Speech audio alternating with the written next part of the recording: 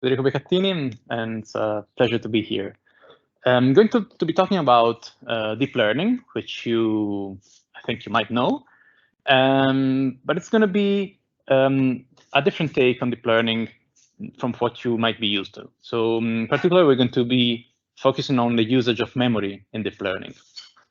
And you will see how memory will enable some types of applications that are, let's say, not so easy to achieve with standard techniques, okay? And we'll get into this. So before we start, let's try to define what memory is. Okay, so memory is a concept which we are actually familiar with because we, as humans, we are able to remember stuff. Okay, so memory is something that we also have.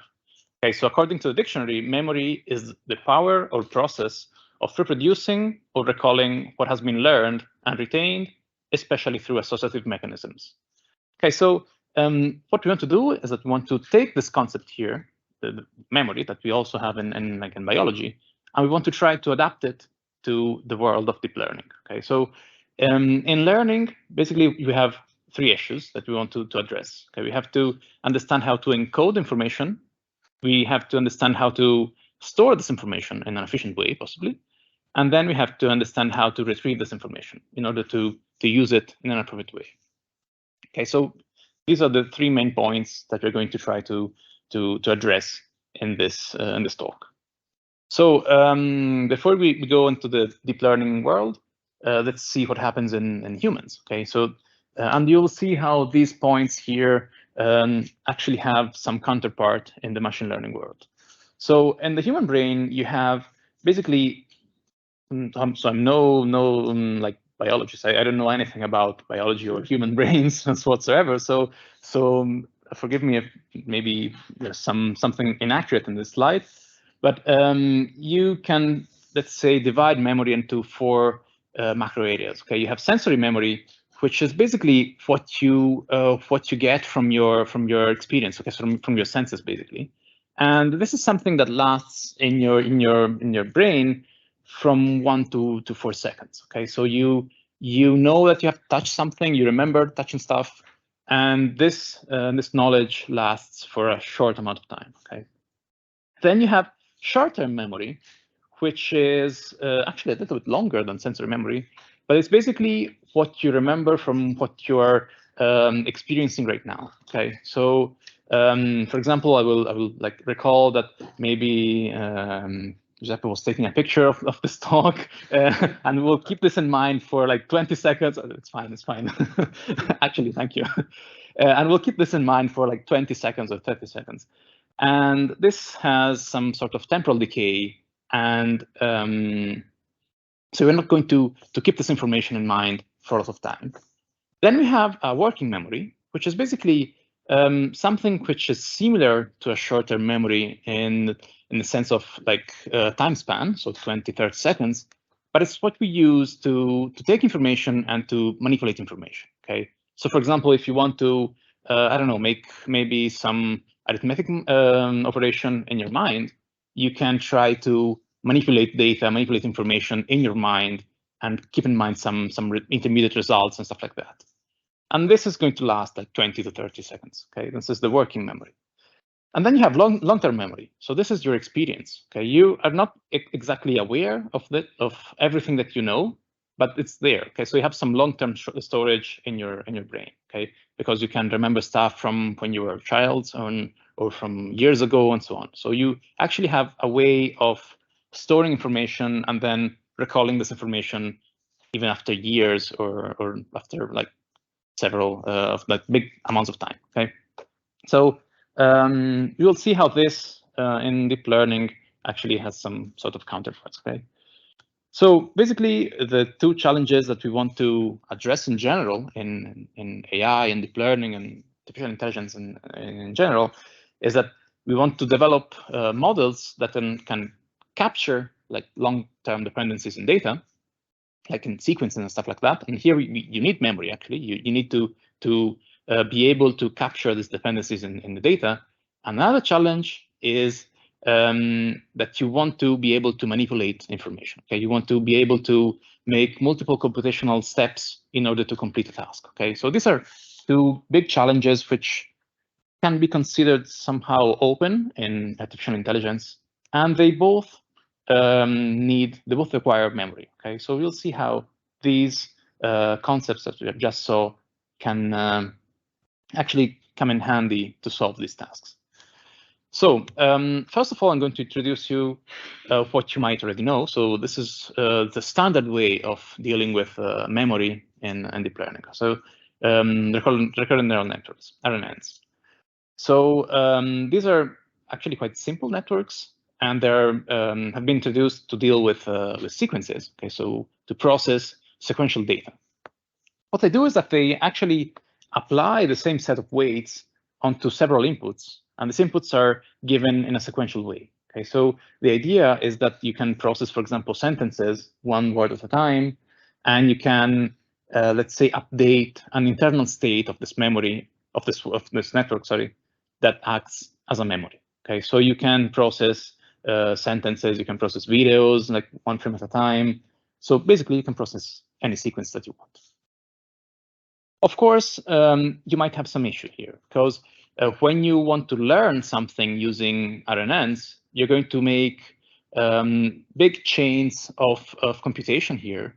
So when you want to train something, you actually get some learning issue. Okay, so you have exploding gradients, you have vanishing gradients, because you have several steps of computations, and so several steps of backpropagation, and so you have to compute derivatives of derivatives, and so on for several steps, and this might break training. Okay, so you might make these gradients explode or vanish, so it's going to be quite a mess. Okay, so it's actually quite difficult to train.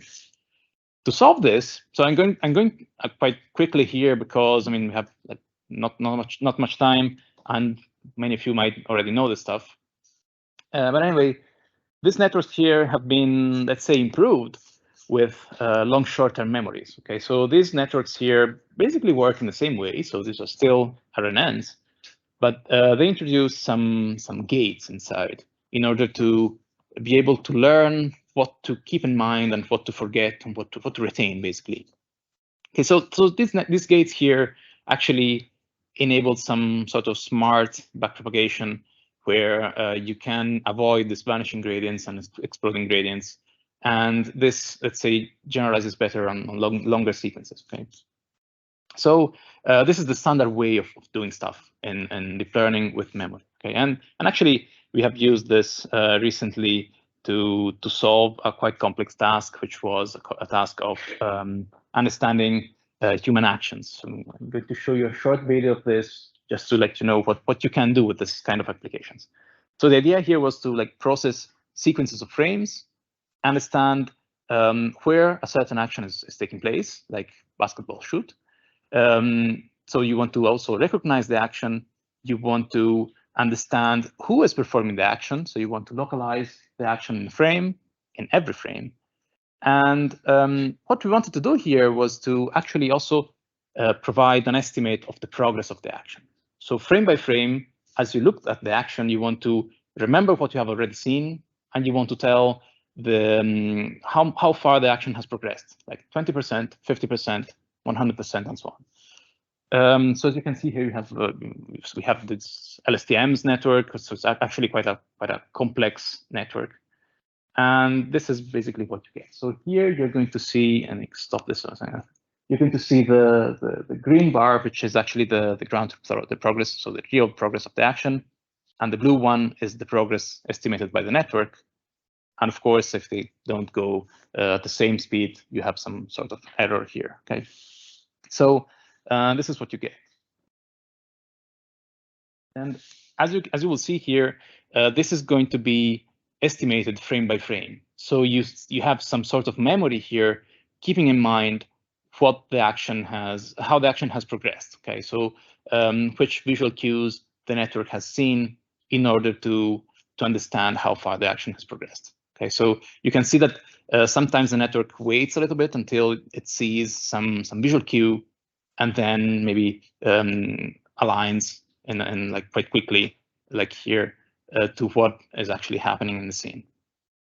Okay, so this is just a standard application that you can try to address in deep learning. Okay, using these sort of memory networks. Okay, like RNNs or LSTMs. But is this enough? Okay, so what we want to understand here is the single state, the single hidden unit, is this actually enough to solve complex tasks? And because the issue here is that in RNNs and LSTMs, all the knowledge is stored in this hidden vector. Okay, you have this feature vector, which is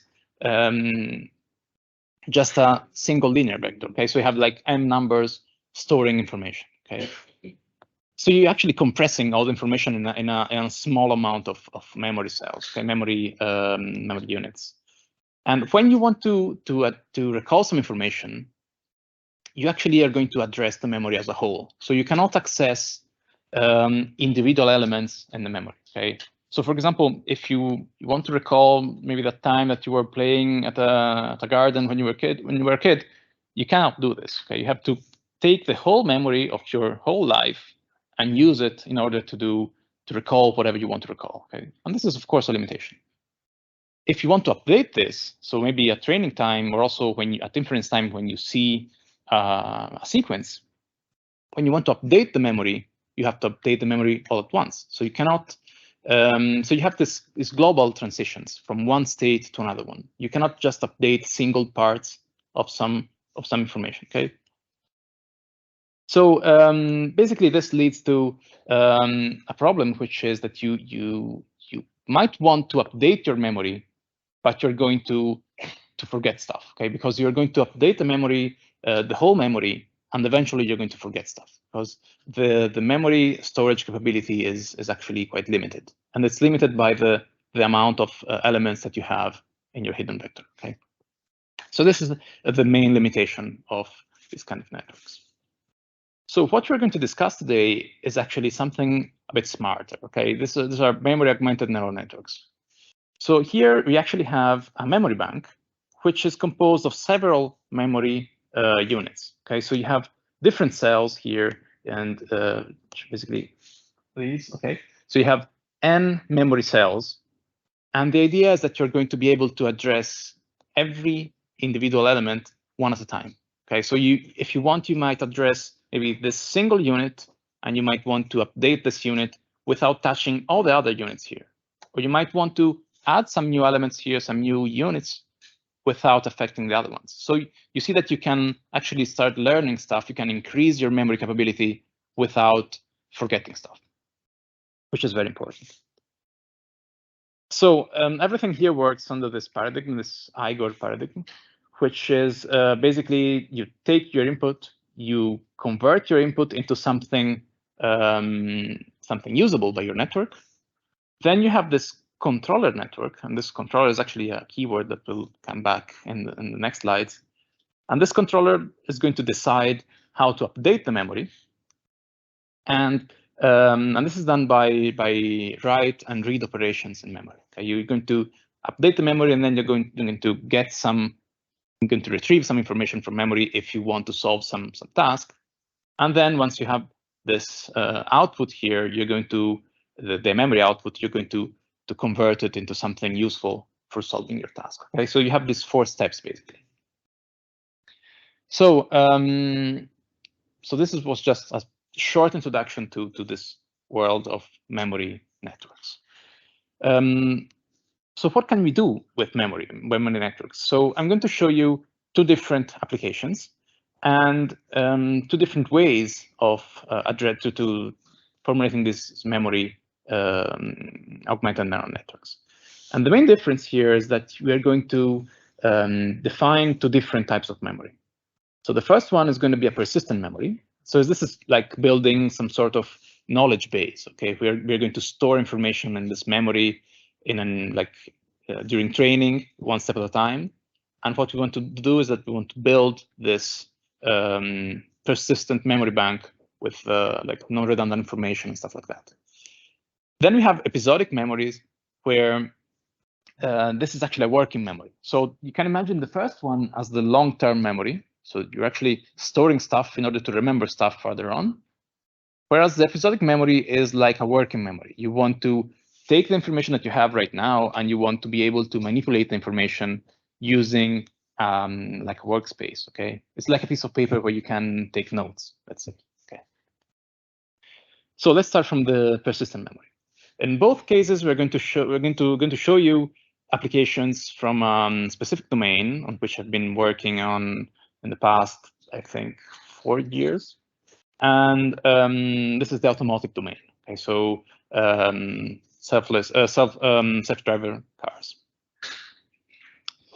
So let's take a look at this video. So you can see that this guy here is riding this bike, and if you want to understand where this guy is going to go, you actually have to take into account several possible outcomes. Okay, so this guy might turn left, might turn right. So this task here is actually has a multimodality which is intrinsic to the task. So we will see how this memory is actually going to be used to address this multimodality. Okay. So what you're going to do here is that you're going to store information in a sort of memory bank, and this information is going to concern like agent trajectories. Okay, so you're going to store past trajectories, some contextual information about the scene, about the map, and some future trajectory. And based on what you're going to store in the memory, we're going to condition this future generation of the trajectory. And since we can like retrieve one future from memory, we can actually retrieve several futures from memory, and we can do this multiple future generation. Okay, so this is basically what you get. You get several possible outcomes, and every outcome is going to have a certain probability here. Okay, so just an overview of what we're doing here. First of all, let's assume that we have this memory. Okay, this memory is you can read this like row-wise, and every row is an encoding of past memory, context memory. Context is just like the semantic segmentation of the street, of the surrounding context, and then you have the future memory. Okay, then this is an encoding of a future trajectory. So the idea is that you have collected in some training stage all these samples here from your training set. And of course, this is not the whole training set. You need to learn how to store the stuff in a decent way. And at inference time, what you're going to do is that you're going to encode the observed trajectory, the observed map, and based on some reading controller, you're going to extract some relevant information here, some relevant samples.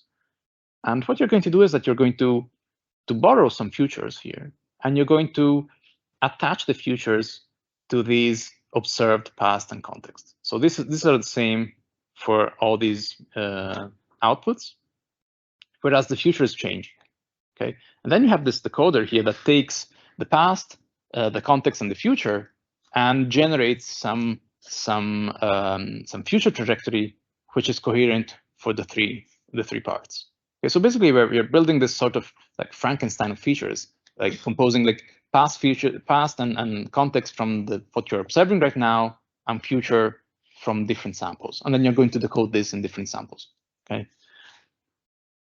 so this is basically what's going on here. So now we have to understand how to train this network. So how to actually collect information in order to get this memory bank. And in order to do this, we first have to obtain a feature representation. Okay, this is actually a very important part. So if you want to store information, so if you want to have a persistent memory, you first have to learn the representation of the samples. Okay, you have to learn a way of encoding your samples. Otherwise, if you change your encoding strategy as you build your memory, you're going to end up with a memory with like inconsistent representations, and this is going to be a mess. So what we did here is that we built actually a quite simple autoencoder network. So usually an autoencoder takes an input, it compresses the input into some latent space, and then reconstruct the input based on some decoder. Okay. Here we actually took some few steps forward, in the sense that we use 3 different inputs, and we then use 2 different decoders. So I'm going to then explain you why 3 and 2. So the main idea here is that we want to learn 3 different encoders for the 3 domains. So the past, the context, and the future. And once you have done this, we want to be able to decode this information into the future. Okay, but we want this future here to be influenced by the context and the past, because I mean, a shortcut here that the network might take is that it might just copy the future from the input, ignoring the context and the past, and you don't want this, of course. And we saw that in order to make the context matter, you have to decode the context. So this loss here, this output here is just an auxiliary loss in order to make the context actually matter. And for the future, instead, you have to make these encodings small enough in order to make the network struggle enough to go and look for other information from the other inputs. Okay, so this is actually a tricky part that we found. But anyway, this decoding part here is going to be influenced by past, context, and input future. So we actually showed that this is actually happening. So if you change the past or if you change the map, the decoding, the output is actually going to change. But I'm skipping this, otherwise I'm going to take ages. So another important thing is, now that we have a representation, how can we train a controller network in order to store samples in memory?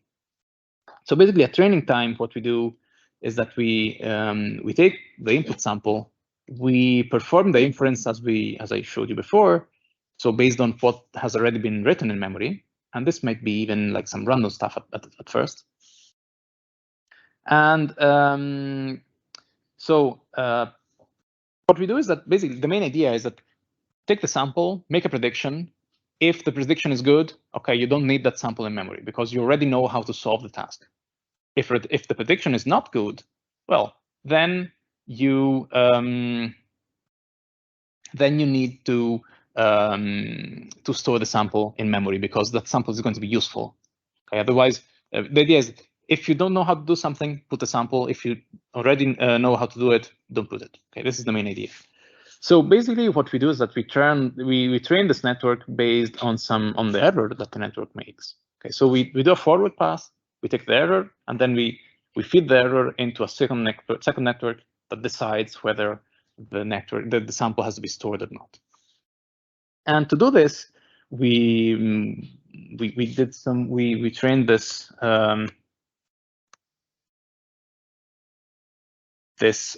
loss here, which is basically, here's the error, P is the writing probability. And since the error that we use is between 0 and 1, the idea is that when this error is 0, all this term here is 0. So basically, you're going to minimize the probability of writing the error. So you're not going to write the error if the sample if the error is 0, and vice versa. Okay, so thanks to this network here, you're going to write stuff in memory which is non-redundant, and you're going to just store the useful stuff. Okay, and basically what we do is that at every epoch we reinitialize the memory. So we throw everything out, and we do this several times, and eventually the stuff converges. For reading information instead, we just use like cosine similarity. Is actually a learned weighted function that uses cosine similarity for the past and for the context. Actually, we train a binary cross entropy in order to get the most relevant sample and the least relevant sample in order to just read what you want. So so basically, what you can do is that you can generate several samples. So you can read several samples at test time, and you can make these multimodal predictions. And this, of course, works quite well. This is basically what you get. As you can see, you can get like several predictions that cover different directions. And yeah, we also took this and put it into a driving simulator, and just to showcase what's going on here. And as you can see here, as soon as this starts again, basically this is the white car is the echo car, and all the other agents are going to be like predicted. So you see, for example, this guy here, as soon as it approaches the intersection, you see that all the predictions are going to go in different directions and so on. So this is just a simple way, well, relatively simple way of solving this multimodal prediction task. Actually, I'm going to open a small parenthesis here.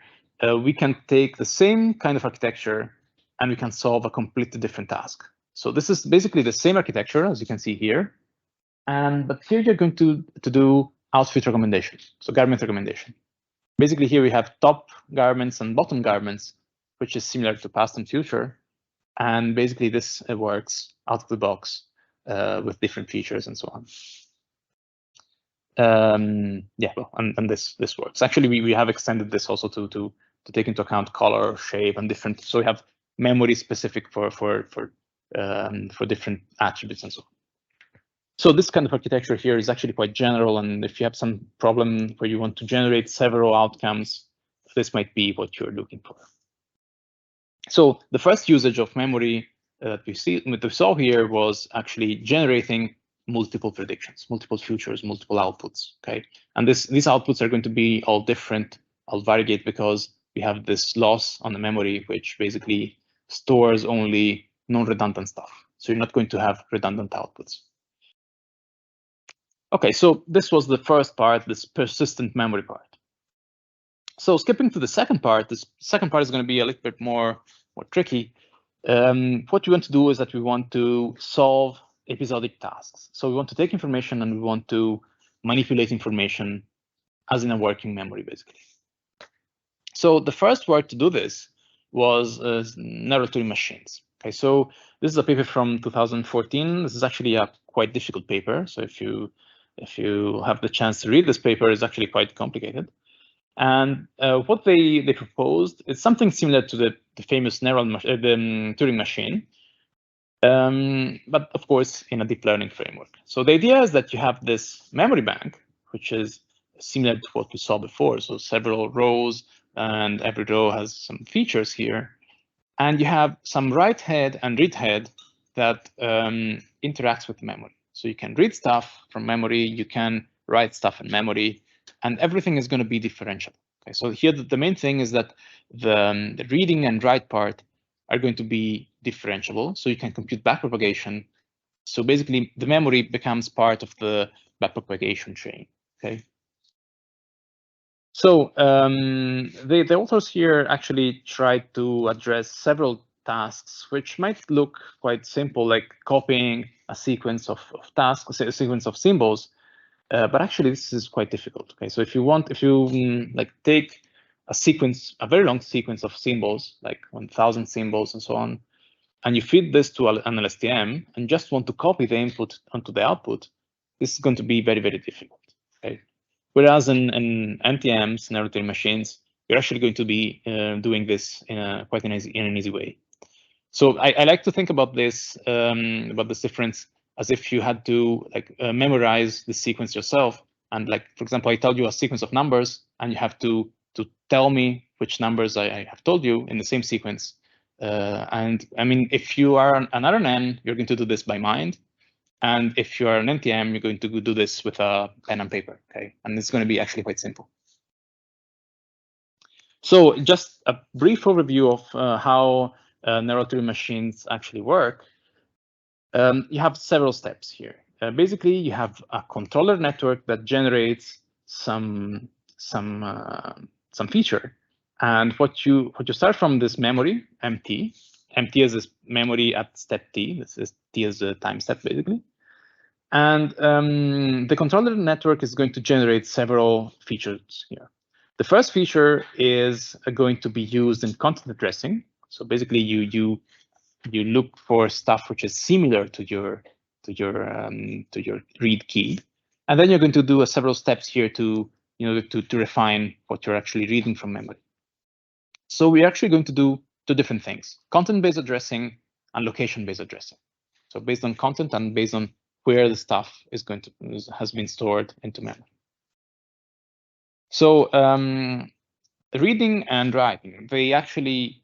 I mean, what you would like to do is that you would like to address a single cell in this memory, and you would like to operate only on that step, only on that cell there. But this operation is hard to realize in a differentiable way. So I mean, you can't just select a single element and update that.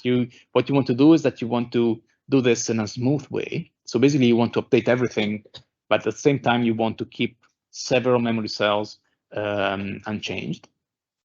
So actually, what you do is that you in order to read stuff, you just read everything. Okay, so you read all the memory cells, this empty of I, weighted by some weight, and the network is going to generate these weights. And ideally, you will have a spike on the cell that you want to read, and something close to 0 everywhere else. So basically, you just sum everything up, and this is a way of reading stuff in a differentiable way. If you want to write stuff in memory instead, you need to generate 2 vectors, so an erase vector and an add vector. So basically, you want to remove stuff and you want to add stuff in memory. And what you're going to do is something similar to the read operation. So basically, you generate some weights over the memory cells, and then you just basically you multiply the weights by the erase vector, and then you just cancel stuff by multiplying this term here with the memory, and then you add new stuff by just summing it and multiplying it by the weights. Yep. Are vectors which are you have to learn. Yes, I mean it's based on the input that you give, but the content of A and E is actually generated by this controller network that you have to learn, and this is a function of the input itself, basically. So without going too much into details, this is basically what you can do. So if you look at the copy task that one of was talking to you about before, this is the task. So basically, you have several symbols, and every column here is a symbol, is a binary string of it's a string of bits basically, and you have several strings, and so the output is going to be the same as the input. And as you can see, the network, when network trains, after a while, it starts to be able to generate this output here. This animation here is during training. And as you can see here, I hope you can see it at least,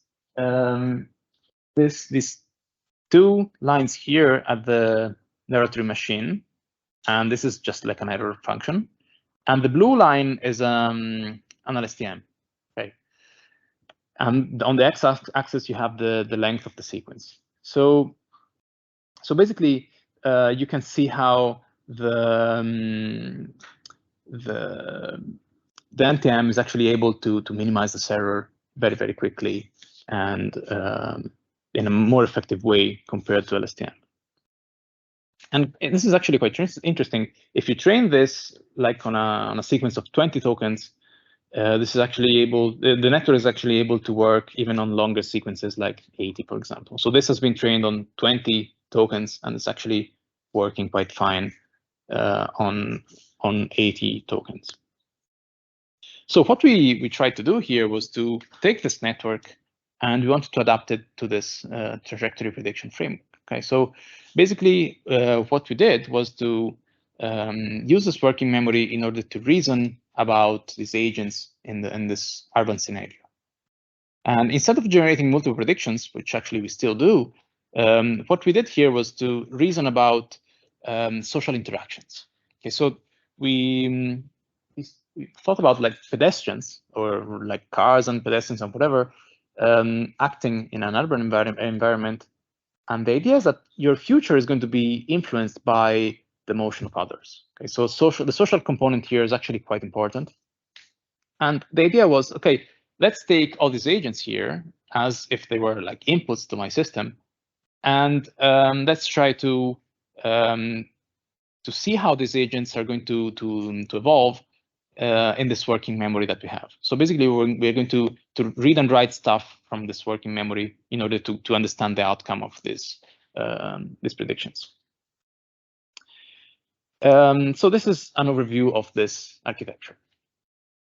So the main idea here is that we are going to take all the agents in the scene, and every agent is going to be like processed with standard memory network, like an LSTM, let's say.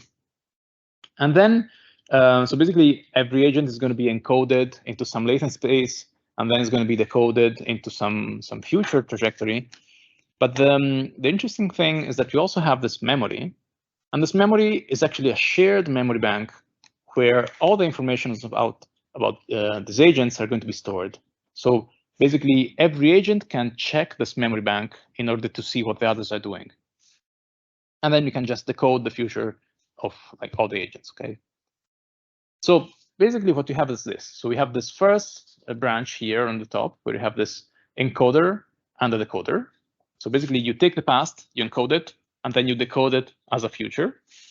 But this future decoding here is actually going to be conditioned on the output of this memory. Okay, this is actually a neural Turing machine or something quite similar.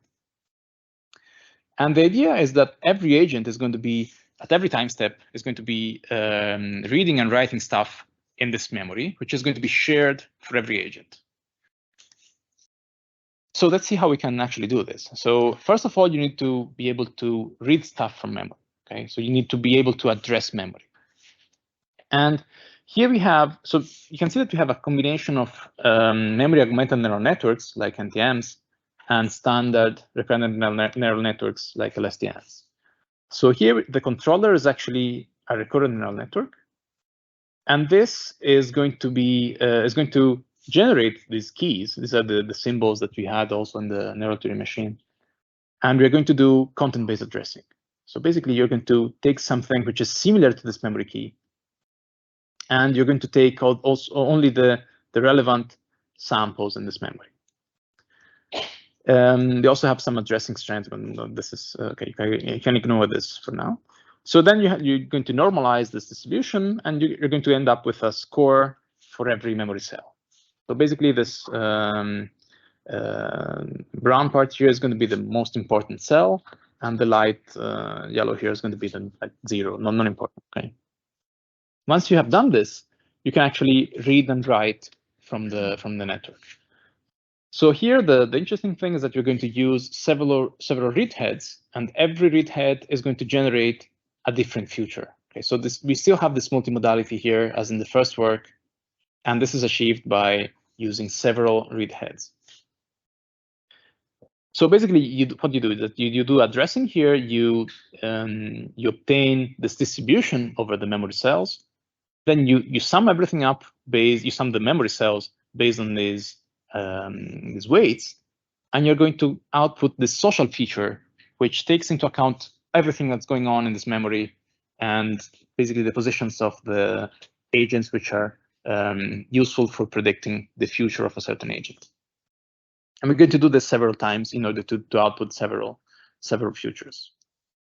Then, since this is actually autoregressive in a sense that the output is going to be given back to the input, we do this, what we call the future pooling. This is just a max pooling of the features, and we're going to feed them back to the input.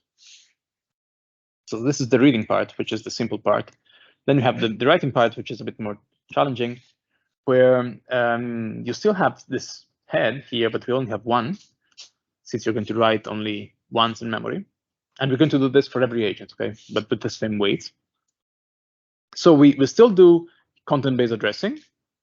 But then with these weights here, we also generate, actually with the controller, we generate an erase vector and an add vector, which is what we actually saw before with the neural Turing machine. But then we are going to do an outer product with the memory weights. So this basically gives us two matrices, so the erase matrix and the add matrix. And then we're going to update the memory with this formula here. So basically, you're going to erase what you wanted to erase with the E vector, actually matrix, and then you're going to sum the new content. And this is very similar to what happened in the neural Turing machine. So basically, we saw that we have addressing, we had read, we had write, and in this way, this is going to be done at every time step. Yep. Yeah, more or less, the idea is that I want to change to write the memory, therefore I have to use some equation. Yep. And research presents several kinds of different architectures. Mm-hmm. Yeah. Well, I mean, the main difficulty here when you want to build some network that has the ability to write stuff in memory is maybe defining a certain loss which is suitable for doing what you want. This kind of idea is more or less shared. Yes, I mean, this is more or less what's going on in the narrow Turing machine. I mean, it's because let me go back to the narrow Turing machine slide. Narrow Turing machine actually did a lot of stuff here. It did like content addressing, which is basically the same that we do. It has interpolation, convolutional shift, sharpening, and these are just ways to do this location-based addressing, in a sense that if you want to like copy some like the input onto the output, you want to store stuff in a sequential way, but we don't really care about this, so we just remove the stuff. But it's basically the same thing. Yes, it's basically the same thing. So I mean, the main thing which is common to all these networks is that you're going to read and write stuff in a smooth way, let's say. So based on some weights and on this formula here. And this is more or less the same that what we have in our work. So okay, so you're going to do all this stuff here in this memory, and then you're going to output this social feature, which is specific for a certain agent, and then you're going to decode this information into several futures. Okay, so this actually works, like gets like state-of-the-art results in this sort of task. And here are a few, actually I also have a video here, a few qualitative results. And you can see how we can output, this red part, of course, is a future. We can output several futures which are like coherent, okay? You don't have like agents which are crashing into each other and so on. So every scenario here is actually compatible, like every future is compatible with each other, okay? So, and actually social components, social behaviors actually merge. Like you have collision avoidance, like this guy here. And you also have group following, which is something that happens in like social dynamics. Okay, it's like people just converge into the same path. Okay, so do I have like 5 minutes more or okay? So one thing that we saw here is that we can actually work with several like data here, and that can manipulate data like in this working memory approach. And actually you can see this sort of like cause-effect relationship that can emerge. And in order to show this, we actually try to inspect what the network is learning. Because since you can actually look at what the network is focusing on, you can actually try to explain what the model is actually doing. Because, for example, if you want to predict the motion of this guy here, you can look what this guy is looking at in memory, and maybe you can actually try to explain why this agent has stopped here, and this is going to be because there's another agent in front of him. So in order to make this behaviors emerge, we defined a synthetic dataset, which we call this synthetic social agents dataset. And it's basically a dataset of trajectories that live in this simple world. Like they live in this circle here, and these blue points are the agents. And the idea here is that every agent has to reach the opposite part of this circle in this way. Okay, so basically you have the first part, which is the past, so the observed motion, and then you have the future part that you want to predict. And the main goal of every agent is to reach the opposite part of the circle. And there's only one rule in this world. So actually 2 rules.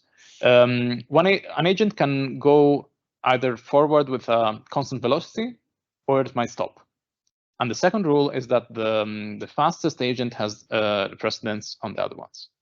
So basically, when the fastest agent appears in the middle, this just goes straight on without stopping, and the other agents just stop before until this agent has passed.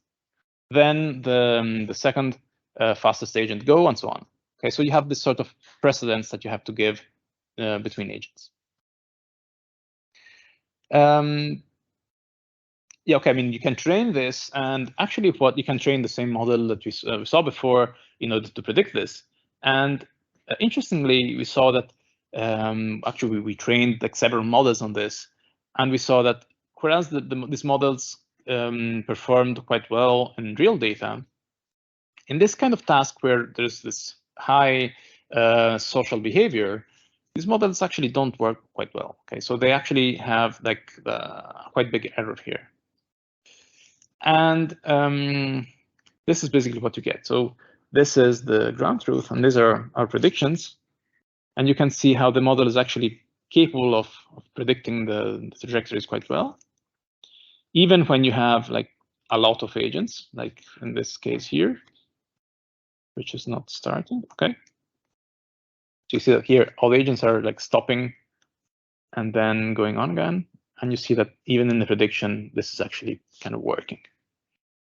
So what we wanted to see here is that, okay, can we actually inspect what's going on in the network and kind of explain why a certain agent stopped and maybe if this has been caused by some other agent?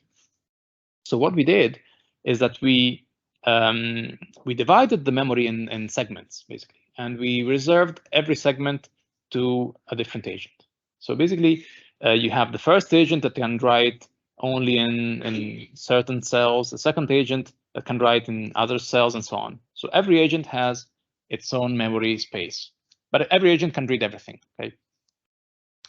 So if you go and plot this, you see that this happens. Okay, so here you have 4 agents, and this first part with the crosses here is the past, and then this line is the future. And you see that these memories are actually being written and by every agent. So the first part, the purple part, is the memory for agent A, then agent B, C, and D. And these parts here on the right are the read weights. So this actually tells us that agent A at this time step here is reading in this part here because you have this peak in this attention weight here. So agent A is actually reading agent D. And this is because agent D is slightly faster than A. So you can see that A is focusing on D because A has to stop because of D. And A is actually not looking at C because C is farther on, and this actually is not going to influence the motion of A right now. Okay, so A just needs to focus on D in order to stop and have the appropriate motion pattern. And you can check this, and it kind of works for every configuration. Like agent B is looking at agent C because C is going to cross the path of agent B, so B has to stop, and so on. So D is looking at C, same reason, and so on. So if you go on, you see that this actually works for every time step. And so in this way, you were able to provide some insight about how the network is actually working, and you can explain decisions. Okay, so and this, especially in the automotive domain, is actually quite important. Okay, because let's say that you have, I don't know, your Tesla car that suddenly I don't know, makes a sharp turn and maybe crashes into a tree. Okay, maybe you can explain why this has happened. Okay, because maybe there was some cause-effect relationship that you can find, and then you can try to fix this issue when developing the artificial intelligence. Okay, so in conclusion, what we have seen today is that you can actually build models with memory. Okay, so the standard way is just to build RNNs, LSTMs, and so on.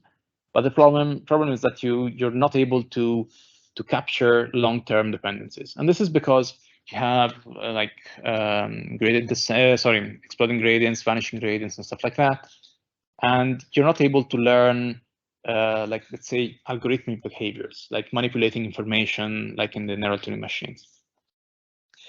Also, we saw these 2 different approaches with memory, which are actually, like, architecture-wise, are completely different.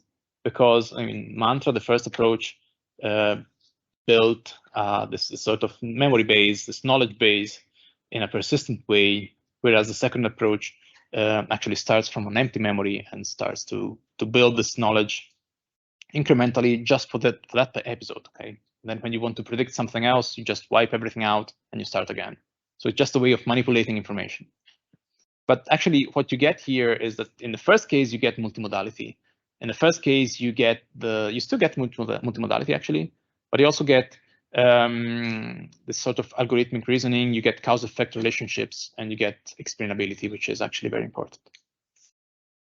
Yeah. Okay. So here are a few references of what I've shown you, and if you have any question, I'll be happy to answer you.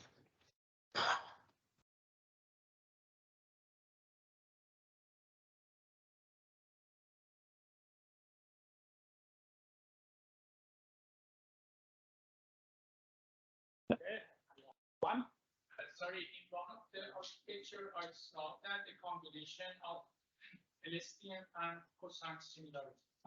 Is it possible? Yeah, sure. So what we did here, actually, I mean, yeah, it was here. Yeah. Yeah. Okay. So, for example, here the memory controller is actually an LSTM. Actually, it's a GRU, but the same thing basically.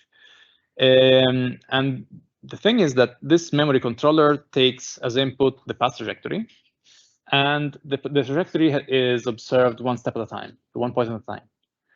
And so the idea is that you're going to update the controller as an LSTM, and the controller here is going to output the commands for interacting with the long-term memory, with the working memory.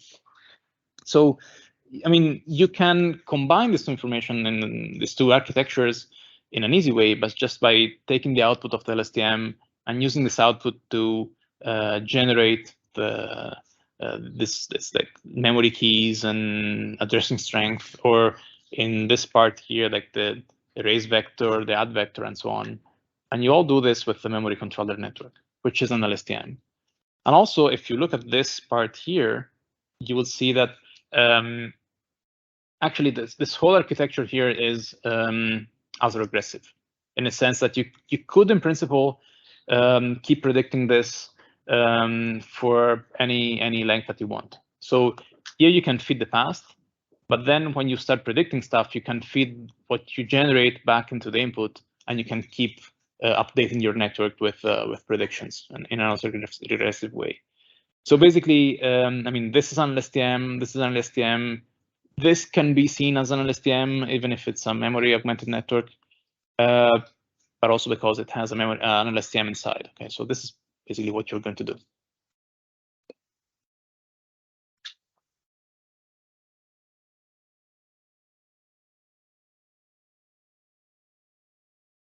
Yeah. So compared also to the previous kind of architecture that you showed us, very the difference that given a path trajectory, you predict one single future, right? No, we also predict several futures because, I mean, here what you do here is that you have the past, you encode it, and then you decode the future. Okay, so this is, in principle, this is the single future architecture. But if you change this feature here, which is the one coming from the memory, you can even generate multiple futures. So we actually have this because we have several read heads. So this is just a way of reading from memory in different ways. Okay, so basically you read different patterns from memory, and then you feed in parallel different social features, and you can decode them into different futures. Of course, we didn't have this in the synthetic dataset. But I mean, we had this here, where like this is one of the futures, and then you would see the second future. So this is the first future, then this is the second one, and it's slightly different, and you will get different variations of this. Do you have any kind of degree of control about the possible future that you can? It depends on what you mean by control. I mean, if you want to like control the number of futures, you can change the number of heads. Yeah. Of course, I mean, this is not so easy because you will have to retrain the network, because this is actually something learned.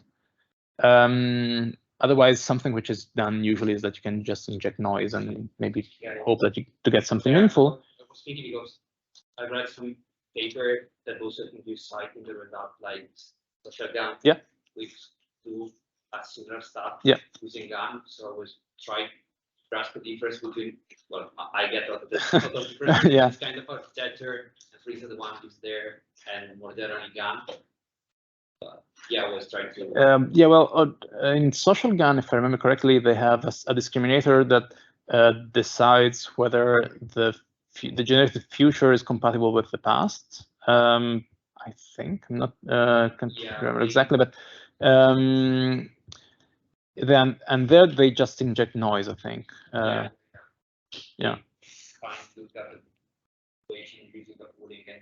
Yeah. The lattice space. Yeah, exactly. Yeah, right. Yeah. Return, let's say, to the classical GAN frame. Yeah, right. Actually, they do this sort of. Actually, we borrowed the term social pooling from social GAN, social GAN. Yeah, but actually, yeah, what they do is that they do a sort of pooling of like past trajectories, and they concatenate to this pooling to the decoding part. Here it's a bit. I mean, it's the same concept in a sense, but this feature, which could be seen as a sort of social pooling, is actually something quite complex. I mean, in that case, it's just a maximum of features. Here is something with a lot of stuff inside. Yeah, I mean, and the differences are actually quite big because of social GAN. Yeah.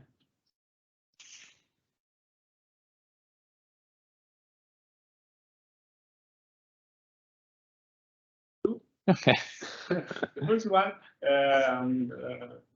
can we find some code for this kind of memory-based neural network? Yes. And the other point, so you can answer this.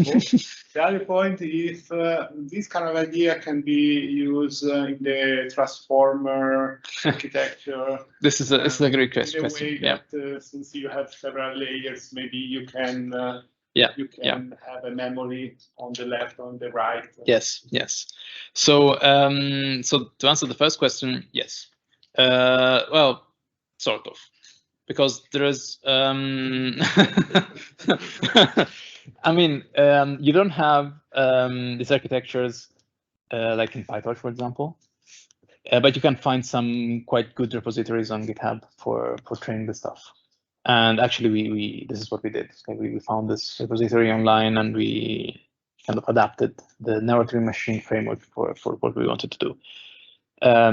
So yes, but it's not going to be. No, like writing. It's not just from torch.nn import npm. Yeah, exactly.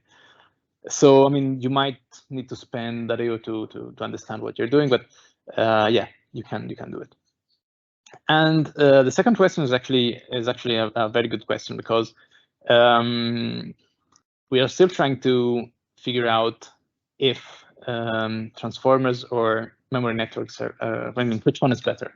We think that memory networks are better than transformers, and we're actually trying to sell this in a convincing way. Well, the true answer is that it depends on what you want to do. Because I mean, we can combine. Yes, yeah. I mean, someone has already done this, unfortunately.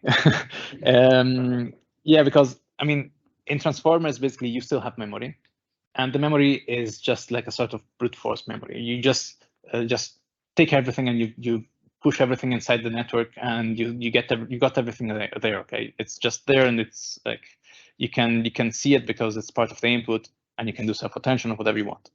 So you, in a certain way, you don't need memory because the network can see everything. Of course, if you want to process long sequences of tokens or whatever you need to process, you need to just feed to the network like very long sequences of stuff. So this might actually make the network explode, since the self-attention is quadratic and so on. One thing that you could do is that you could try to process the sequence like in a sliding window fashion, but of course you're not going to remember everything. Otherwise, you can. There are a few works that have been published recently where they put some special token into the network which acts as a memory, and basically they update the content of the token after every. Because they observe the sequence in Windows, and they update this memory token after every window, and then they feed it back to the transformer. So they basically propagate this memory in the transformer. I mean, there are several variations of this, like even like layer wise and stuff like that. But yeah, I mean, in principle, they're kind of the same thing, because they actually address the same problems. But it's not actually the same thing. But yeah, this was a great question. Yeah. Okay. Great, just ask. Yeah, sure. It's not clear for me. In the synthetic example, when you say that each element of the synthetic example has its own memory and can act, so write on its own memory, but read all other memories. Yeah. You mean that there's sort of weight where they just cannot change memory? there is actually like a mask on the reading base. Yeah. So basically, what you do, I mean, this is what you're going to do here is a sort of attention, basically, between the read key and the memory locations. Okay, so it's just a scalar product. Okay, so basically, you can or you're going to mask parts out, or you're just going to compute it with a subset of the memory. Yeah, but then you're going to read from everything.